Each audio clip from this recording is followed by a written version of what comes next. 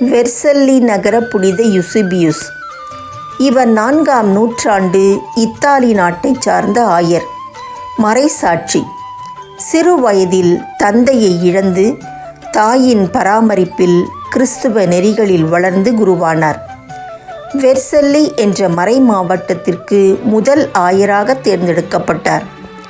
தன் எளிமையான மறையுரையின் வழியாக திருச்சபையை தம் மறைமண்ணில் வேரூன்றச் செய்தார். ஏரியனிசம் என்ற தப்பறை கொள்கையை எதிர்த்தார். ஏரியனிசத்தை ஆதரித்து வந்த கான்ஸ்டான்டினஸ் மன்னனின் கோபத்திற்கு ஆளானார். ஆயினும் திருச்சபையின் கோட்பாடுகளையும் நிச்சேயா பொதுச்சங்கத்தின் படிப்பினைகளையும் மிக ஆணித்தரமாக எடுத்துரைத்து மக்களை வழிநடத்தினார்.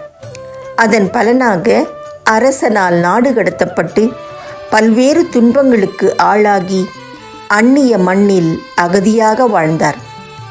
அரசனின் இறப்பிற்கு பிறகு மறை மாவட்டத்திற்கு திரும்பி வந்து ஆயர் பணியை தொடர்ந்தார்.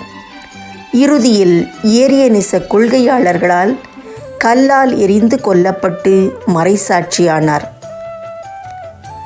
தாம் பின்பற்றும் கொள்கைகளை பற்றிய தெளிவு கொண்டவர்களே தவறான கொள்கைகளை தகர்க்க முடியும்.